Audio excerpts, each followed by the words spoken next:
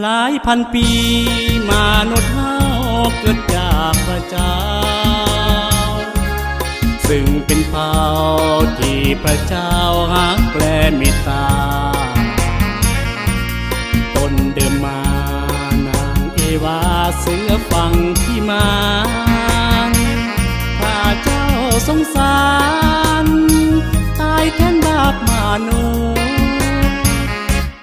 ถึงวันนี้มนุษย์เฮาเสือบ่ลืมลง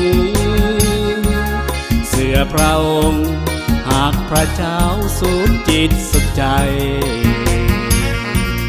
ขอเถิดทูลสรรเสริญพระผู้ยิ่งใหญ่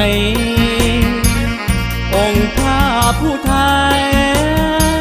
จอมรักษาชีวิตพระเยซูได้ซอยกู้ไถ่บาปทุกคนให้หลอดพ้นหลอดจากบาปหลอดโดยพระคุณมีชีวิตมีความหวังมีสันติสุขจะได้พ้นทุกข์นรกเวจียังบ่เฮิงถึงเวลาพระองค์จะมาคำสัญญาพระองค์นั้นบ่เปลี่ยนแปรผัน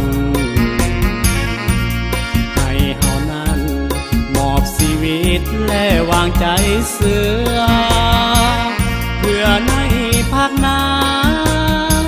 มีชีวิตนิรันดร์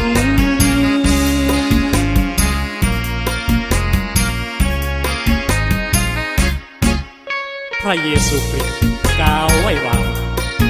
ขโมยมาก็เพียงแต่จะลักจะฆ่าและทำลายเท่านั้น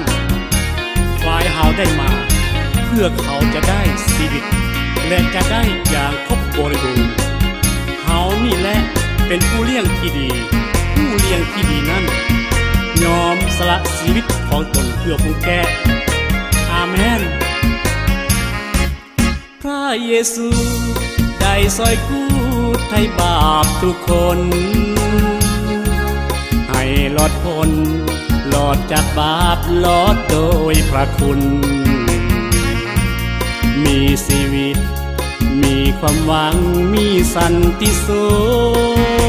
ขจะได้พ้นทุกข์นรกเวจียังบ่เฮิง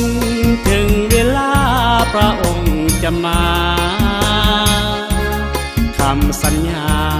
พระองค์นั้นบ่เปลี่ยนแปรผันให้เฮานั้น